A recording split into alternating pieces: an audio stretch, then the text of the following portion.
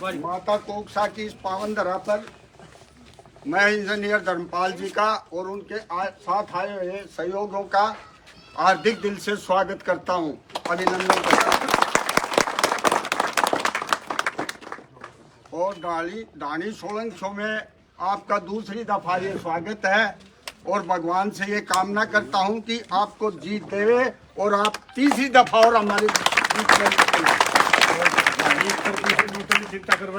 और बहुत बहुत धन्यवाद। और जो लोग ये मिसगाइड कर रहे हैं कि राजपूत समाज धर्मपाल जी के साथ नहीं है, मैं आपको गारंटी दिलवाता हूं कि 80 से 85% तक राजपूत आपके पक्ष में है। तो जब पेटियां खुलेंगी आपको पता चल जाएगा अगर राजपूतों ने कितना सहयोग दिया आपको। धन्यवाद।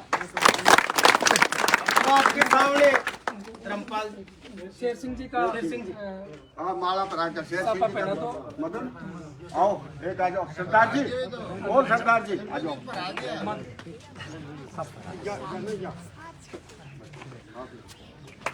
हमारी कुल देवी ऐसा भी कुक्षा माता आने पर वो तो बना कर दे। है एक अन्ना पढ़ा दो, वकील जी ने पढ़ा दो। वकील साहब का स्वागत करो। बहुत बहुत धन्यवाद। पूरी डाणी ने बहुत ही शानदार कार्यक्रम किया है।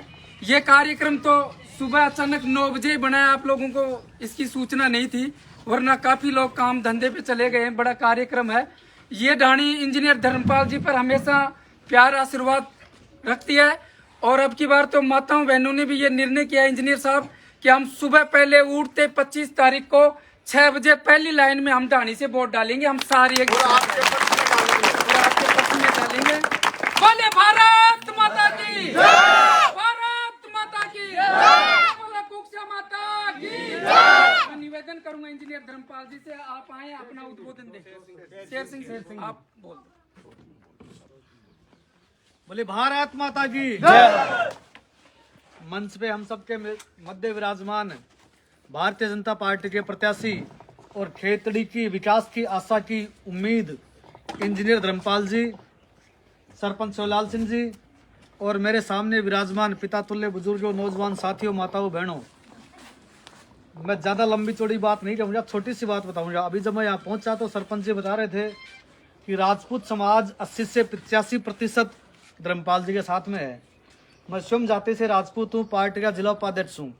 पहली बात तो ये है कि राजनीति जो है किसी एक जाति से होती नहीं है और भारतीय जनता पार्टी जातिवाद की राजनीति करती नहीं है। बहुत बार हमारे धर्मपाल जी कहते हैं कि अकेले आलू की तो सब्जी भी नहीं बनती है, उसके अंदर भी लून, तेल, मिर्च, मसाला सब मिलाते हैं तब सब्जी तैयार होती है। उसी तरह से हम कोई रिश्तेदारी निभाने नहीं आए, हमें ऐसा विधायक चाहिए जो राजस्थान की सबसे बड़ी पंचायत में खेतड़ी की आवाज को बुलंदी से उठाए। ऐसे हमारे बीच में फिर भी यदि किसी को अपनी जाति से विशेष प्रेम है, मोह है, तो मैं आपको विश्वास दिलाता हूँ जिस प्रकार के रुझान और जिस प्रकार की चर्चा भारतीय जनता पार्टी में होती है, तो इस बार निश्चित रूप से भारतीय जनता पार्टी जिसको मुख्यमंत्री बनाएगी वो राजपूत के बेटे को बनाएगी। इस नाते भी आप सबसे अपील है कि इस वार्ड से, इस बूथ से अच्छी संख्या में 80-85 नहीं 100% मतदान धर्मपाल जी के फेवर में कीजिए। यही आपसे अपील करने आपके बीच में बता रहे हैं। धन्यवाद। धन्यवाद। अब मैं निवेदन करूंगा इंजीनियर साहब आप आए हैं अपना उद्बोधन दें। एक बार जोरदार तालियों से। डॉक्टर साहब खैर मन बजाया करूँ माता कोकसा की इस पवित्र भूमि को दो प्रणाम करता हूं और मातृशक्ति इतनी बड़ी संख्या में बैठी है उनका अभिनंदन करता हूं।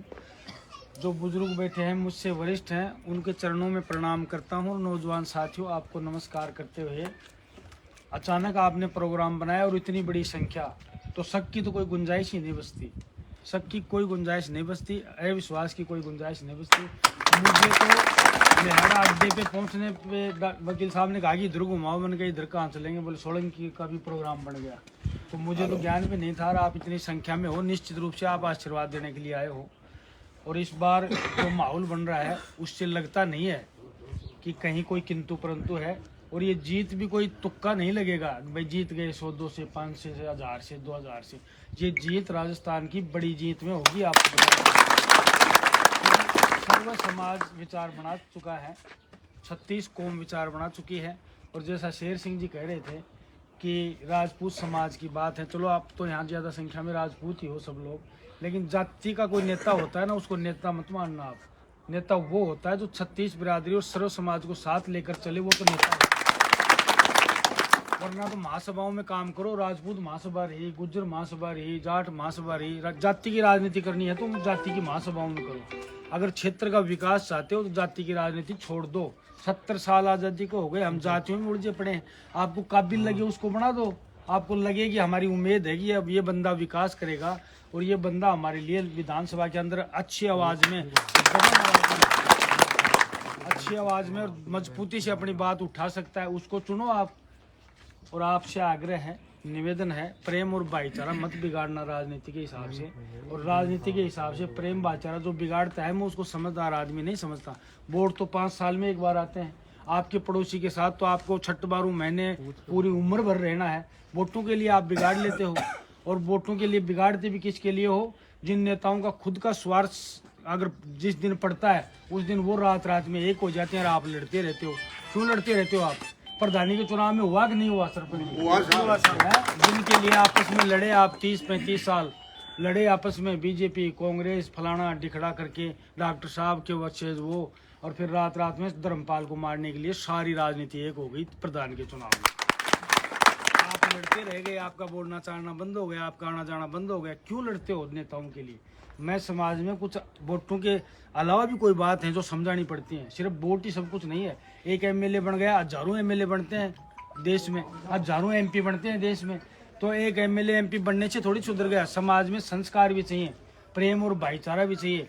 ये चीज़ें भी आप लोगों को साथ लेके चलनी पड़ेगी। और किस जाति की बात कर रहे हो आप? कौन सी जाति की बात करते हो? ये बंदा है, ये राजपूत समाज से है, आपको पता है। और इसने जिस दिन मुझे टिकट मिली थी, खड़े होके मीटिंग में हजारों आदमियों के बीच में ये कहा था कि जब तक धर्मपाल जीत नहीं जाता, जब तक चप्पल नहीं पहनूंगा, नंगे पांव घूमूंगा। राजपूत समाज से नंगे पांव घूम रहा है। ना मेरी कोई रिश्तेदारी है, ना मेरा कोई ज्यादा कोई वो हमारा बिजनेस साथ है, ना हमारा कोई और साथ है। लेकिन एक भावना होती है, जातिवाद से ऊपर उठ के राजनीति करोगे तो आप सही आदमी का चुनाव कर पाओगे, वरना जातियों में उलझ के रह जाओगे। ये वो है, ये अच्छे लोकतंत्र का निर्माण नहीं कर रहे हो आप, लोकतंत्र को खराब कर रहे हो। जातियों की बात छोड़ दो, विकास के साथ चलो। गवर्नमेंट बीजेपी की बनेगी तय है, यहाँ का विधायक बीजेपी का बनेगा। और दिल्ली में नरेंद्र मोदी को दिल्ली में तीसरी बार 2024 में प्रधानमंत्री बनने से दुनिया की कोई ताकत रोक नहीं सकती। आज तक दिल्ली में सरकार अपनी, जयपुर में सरकार अपनी, विधायक अपना, तो तीनों कड़ी जुड़ेंगी तो विकास निश्चित रूप से डबल गति से होगा, दुगनी गति से होगा। आप सरकार बीजेपी की बना दोगे, एमएलए किसी निर्दलीय या बसपा फसपा किसी कांग्रेस को बना दोगे, तो कोई भी क्षेत्र हो उसमें अगर सामंजस्य बैठा के नहीं चलोगे, इतनी समझदारी तो रखो कम से कम। वोट मुझे तो मांगने ही नहीं आते, मैं तो लोगों को समझाने का प्रयास करता हूँ। इतनी समझदारी रखो। विकास का सत्यानाश क्यों करते हो आप? क्षेत्र में जो सत्ता के साथ रहेगा वो विकास करेगा। आज एक भाई पैसे की अकड़ में घूमता है, वो हाथी का निशान लेके। पैसे की अकड़ इस दोनों ने तो पैसे की अकड़ बिरला जी की निकाल दी थी। बिरला जी की अकड़ नहीं छोड़ी। उस वक्त दुनिया के सबसे बड़े पैसे वाले थे वो, उस वक्त दुनिया के सबसे बड़े पैसे वाले थे बिरला जी।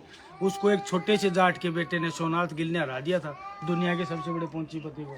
ये हम तो किस खेत की मूली हैं? तो इससे पैसे की अकड़ से आप 29 वोट उसमें थे, प्रधानी के चुनाव में 29 वोट थे, उनको तो खरीद सकते हो। 2,22,546 वोट हैं, आज इनको खरीद लोगेगा?